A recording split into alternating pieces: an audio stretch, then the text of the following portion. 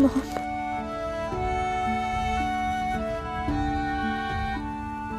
खूप मिस करते तुला.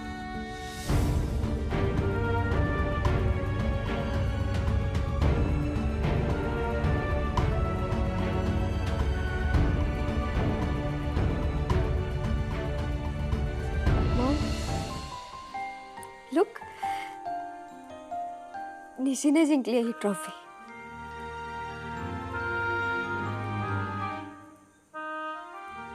खूप छान खेळते, अगदी तुझ्यासारखं. मॉम, यू नो, तू नसताना मला फील होतंय मी तुझं पॅशन कधीच समजून घेतलं नाही. माझी आवड, माझी काळजी, माझा डान्स, तू ह्यातच स्वतःला बांधून घेतलं. आणि मी तुला कधीच बोलले नाही की मॉम थांब, स्वतःला वेळ दे, कोर्टवर जा, तुझी हॉबी कंटिन्यू कर. I am so sorry Maugham. But you know Maugham, तुझं हे पॅशन ना आता मला निशीमध्ये दिसतंय. आज निशी ग्राउंडवर खेळत होती ना, तेव्हा मला तुझीच आठवण येत होती, अगदी तुझ्यासारखं खेळते. मॉम, आय फील की मी निशीचं पॅशन जिवंत ठेवू शकले ना, तर in a way me तुझंही passion जिवंत ठेवेल.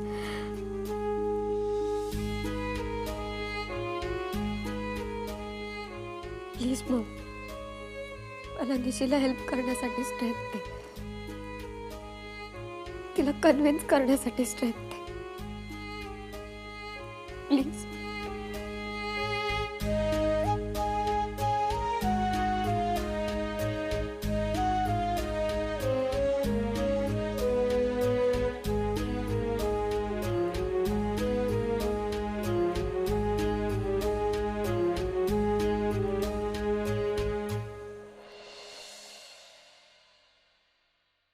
हो हो हो, नाही मी निघतो आता. हा ठीक आहे. दादा मामा, झाली तयारी? हो मी तयार आहे. का पण कुठे जायचं? नाही नाही, कुठे जायचं नाहीये. ती माणसं येणार आहेत ना, पत्रकार, मुलाखत घ्यायला. अरे काय चाललंय शिनू? काल तिथं बक्षीस द्यायला बोलवलं, आज मुलाखत घेत आहेत. अरे हे करत बसलं तर कामं कधी करायची? दादा मामा, कामं तर तू नेहमीच करतोस, पण त्याच कामातून लोकांना प्रेरणा मिळावी म्हणून ही मुलाखत आहे. रघुनाथ खोत एकच असू शकतात, पण त्यांची सावली दूरवर पसरायला पाहिजे. त्यांच्यातला चांगुलपणा, त्यांच्यातली जिद्द, त्यांचं आपल्या मातीवरचं प्रेम, त्यांची आपल्या मातीवर असणारी निष्ठा ही प्रत्येक माणसामध्ये रुजायला पाहिजे. अजून काय कौतुक करायचं बाकी आहे का? दादा मामा, मग ही मुलाखत मी...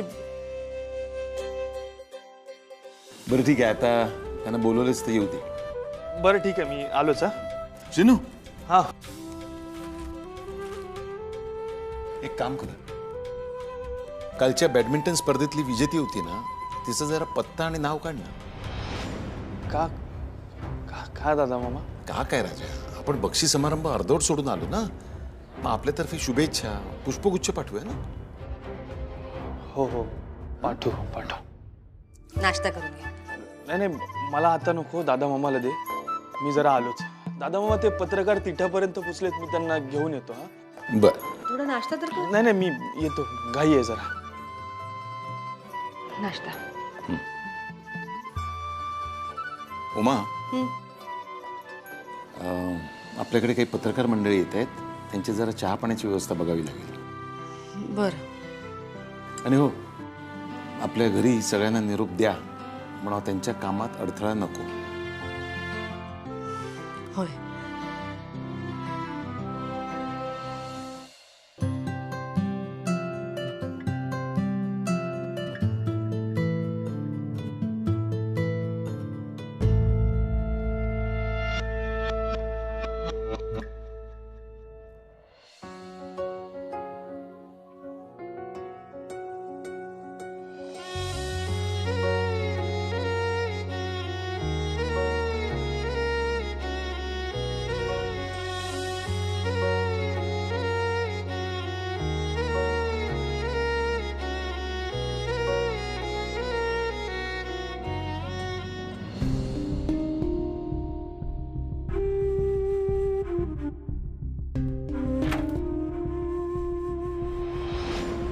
काय होणार आहे अशी ट्रॉफी हात लपवून?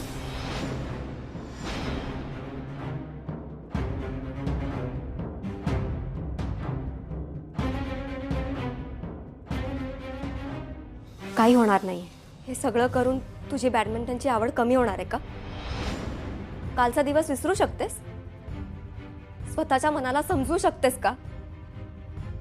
बॅडमिंटनचा विषय कायमचा काढू शकतेस का मनातनं तुझ्या? ओवी प्लीज. हे बघ, मला तू तर काही सांगू नकोस, कारण माझं ठरलंय. तुझ्या सांगण्यावरून मी बॅडमिंटनच्या मोहात पडून माझी नाती, माझी माणसं मी नाही गमावू शकत. आणि काल जे झालं ना ते तू विसरली असशील, मी नाही विसरले अजून. मी पकडले गेले असते. आणि सगळ्यात महत्त्वाचं म्हणजे माझ्यामुळे दादांचा विश्वासघात झाला असतं, त्यांना वाईट वाटलं असतं. आणि माझ्यामुळे माझ्या माणसांना वाईट वाटलेलं मला नाही चाललंय. पण तुझ्या स्वप्नांचं काय? सांग ना, तुझ्या स्वप्नांचं काय? निशी, अगं बोल ना काहीतरी. तू प्लीज प्लीज, मी हात जोडते, मला माझ्या स्वप्नांचं ठरवू दे ना. त्या दिवशी तू आईला डान्स करायला भाग पाडलंस. किती मोठी रिस्क आहे ही. काल कसे बसे आपण वाचलो, पण हे सततचं टेन्शन, लोकांशी खोटं बोलणं, आईला दुखावणं आणि सगळ्यात महत्वाचं म्हणजे दादांना फसवणं, हे सगळं करून नाही काय करायचंय मला.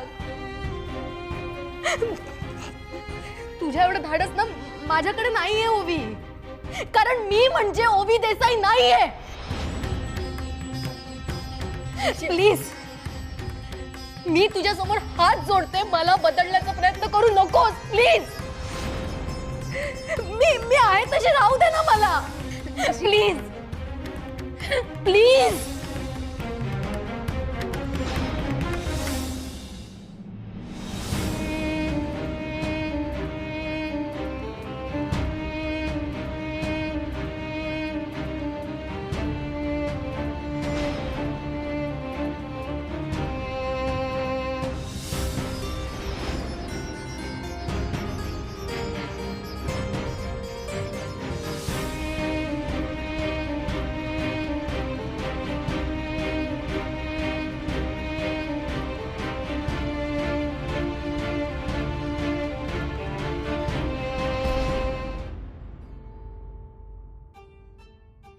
दादा, अहो तालुक्यातील सगळेजण तुमचं नाव मोठ्या अभिमानाने सांगतात. अहो एकीकडे सर्वाधिक नफा मिळावा म्हणून रासायनिक खतांचा वापर करून शेती केली जाते, पण तुम्ही मातीचा विचार करून या खतांना नाकारताय. दादा, खरंच खूप शिकण्यासारख्या गोष्टी आहेत या. पण मला एक कळत नाही, यात शिकण्यासारखं काय आहे? आणि मुळात मी शिकवणारा कोण आहे? जी माती आपल्याला पोचते त्याची आपण काळजी घ्यायलाच हवी ना. हेच दादा, हेच तुमचे विचार सगळ्यांपर्यंत पोहोचवण्यासाठीच या मुलाखतीचं आयोजन केलं आहे. करूया सुरुवात? पण दादा, आम्ही ना ही मुलाखत रेकॉर्ड करून रेडिओवर ऐकवणार आहोत. हो. म्हणजे अर्थातच तुमची हरकत नसेल तर. नाही नाही, माझी कशाला काय हरकत असेल. पण सर इथे शांतता राहील ना? हो हो, नाही त्याची काळजी करू नका. करूया मग सुरुवात.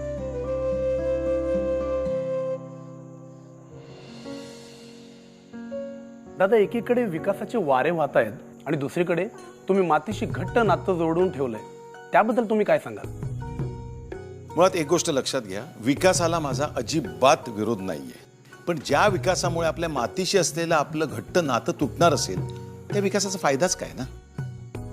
आज जरी हा आपल्याला विकास वाटत असेल तरी सुद्धा उद्या काही दिवसांनी हाच विकास घातक ठरणार आहे, हेही लक्षात घ्या. त्यामुळे निसर्गाचा मान ठेवून विकासाच्या पायऱ्या चढायला काय हरकत आहे? जर निसर्गाचं चक्र बिघडलं तर माणसाच्या जगण्याचंही चक्र बिघडेल ना, किंबहुना ते बिघडत चाललंय. पण दादा, ही निसर्गाबद्दलची प्रेरणा तुम्हाला कशी मिळाली? जाणीव. तुम्हाला जाणीव असावी लागते दादा, आणि निसर्ग आपल्याला जाणीव देतो, प्रेरणा आपल्याला त्यांच्याकडनंच मिळते. आता हेच बघा ना, भलत्याच खोडावर आलेल्या बाणगोळ्याला सुद्धा निसर्ग जगवतोच ना. मग ज्याच्यामुळे आपण आहोत त्याची काळजी घ्यायला काय हरकत आहे?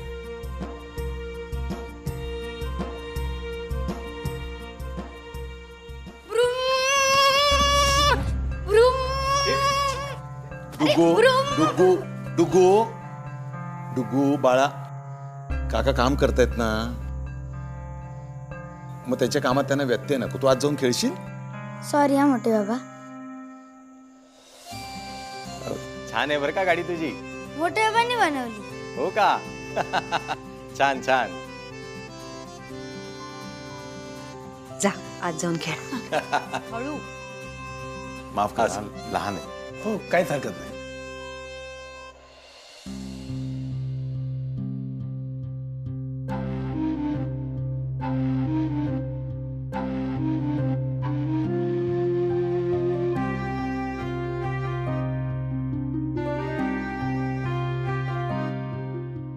ओवी,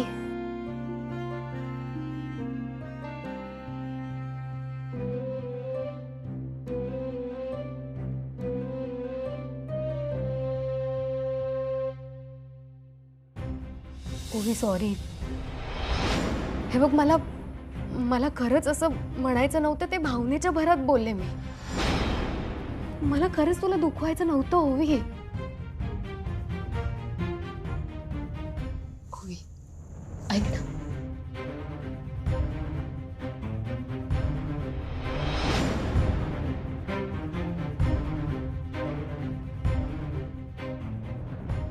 मला माहिती आहे सगळं तू माझ्यासाठी करतेस, माझ्या स्वप्नांसाठी, जे आजपर्यंत कुणीच केलं नाही. पण शेवटी कुठेतरी घर, आपली माणसं हे सुद्धा महत्वाचं असतं की नाही, आपल्या स्वप्नांपेक्षा. आणि म्हणून मी बॅडमिंटन खेळायला नकार दिला. आणि मला माहिती आहे ओवी, तू मला चांगलं समजून घेऊ शकतेस ओवी, हो की नाही? हा,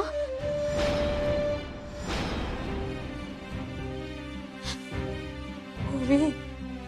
आणि आईने काल काय सांगितलं माहिती आहे ना तुला? माहिती आहे. हे बघ, तुला जर वाटलं असेल की मी तुला फोर्स करते तर आय एम रिअली सॉरी. पण कालपासून एवढंच डोक्यात चालू आहे की माझ्या मॉमचं जे पॅशन होतं ते, आणि म्हणून फक्त ओवी, ओवी तू रडू नकोस ना. तू शांत हो. एक मिनिट. मी तुझ्या आवडीचं गाणं लावू का? हा, हे बघ, म्हणजे ना तुला छान वाटेल. दादा, खरंच तुमचे विचार खूप प्रेरणादायी आहेत. अहो, तुम्ही तुमची नाळ मातीशी अगदी घट्ट धरून ठेवली आहे. तुमचे विचार तुमच्या कुटुंबातही रुजतायत आणि तुमचे तेच संस्कार तुमच्या मुलांवरही दिसून येतात. आणि तसंच अगदी तुमच्या स्वदेशीचा आग्रह. तर स्वदेशीच्या आग्रहाबद्दल काही सांगाल का? हे बघा, दुसरी कुठलीही संस्कृती वाईट आहे असं मी अजिबात म्हणणार नाही. फक्त माझं एवढंच म्हणणं आहे की त्याच्यामुळे आपल्या संस्कारावर काही परिणाम किंवा आघात होता कामा नये. इतर भाषांमधलं ज्ञान आपल्याला प्रगल्भ करतं, पण आपल्याला आपल्या भाषेचा न्यूनगंड असता कामा नये. कारण आपल्याकडे आपलं असं काही शेवटपर्यंत जे असतं ना, ते स्वदेशीच असतं ना. पण कधी कधी आपल्याला हे कळत नाही की ही परदेशी बीज आपल्या घरात कधी घुसली आहेत. आणि आपल्याला जाणवायला लागतं तोपर्यंत ही परदेशी बीज आपली मुळं खोलवर रुतवून बसलेली असतात. त्यामुळे खूप विचारपूर्वक आपल्याला आपल्या मुलांवर आपल्या मातीचे संस्कार हे केलेच पाहिजे. आपलं साहित्य प्रगल्भ आहे. आपले सणवार आपल्याला कसं जगायचं हे शिकवतात. आपलं संगीत कानानं तृप्त करतं. आपली माती आपल्याला जगवते. मग परकीय संस्कारांचं, परंपरेचं आक्रमण कशाला ना?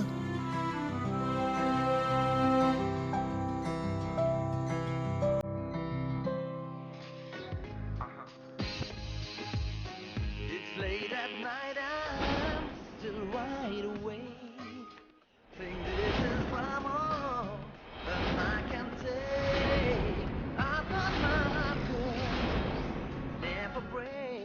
तुझ्या आवडीचं गाणं लावलंय म्हणजे तुला कसं छान वाटेल ना ओवी.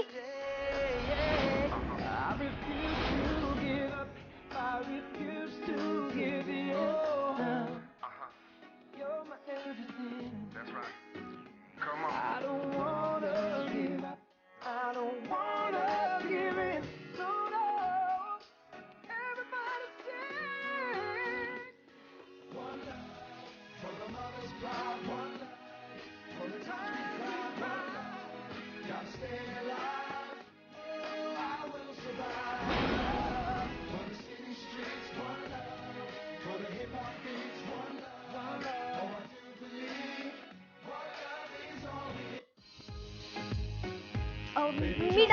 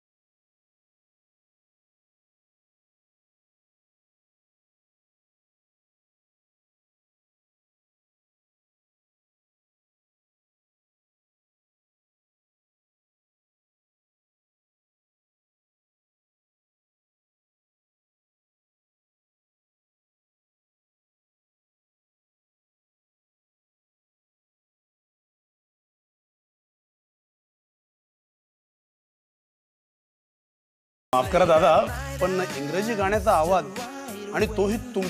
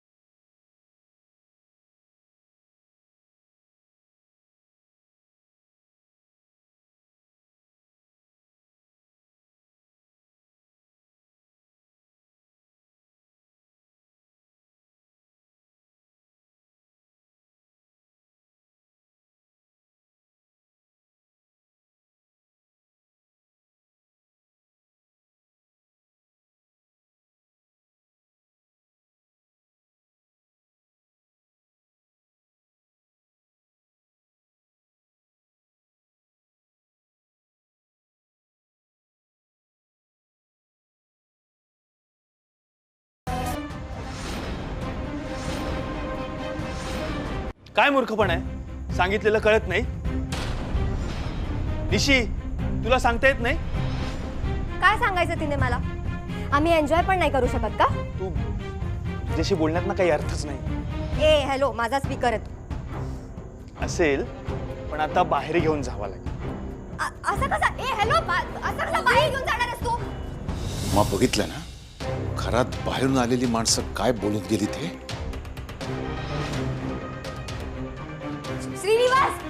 श्रीनिवास, माझा स्पीकर आहे, तू कुठे घेऊन चाललाय?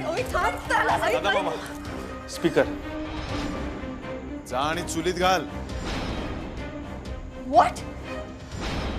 काय बोलताय? प्लीज मला माझा स्पीकर द्या परत. शिनो,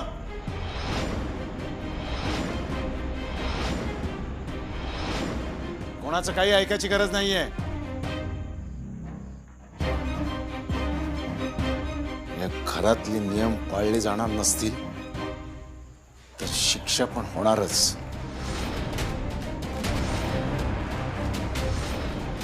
जा आणि चुलीत घाल. काय प्लीज सांग ना त्यांना, असं कसं करू शकता? प्लीज माझा स्पीकर मला परत द्या. आता मामा पण मी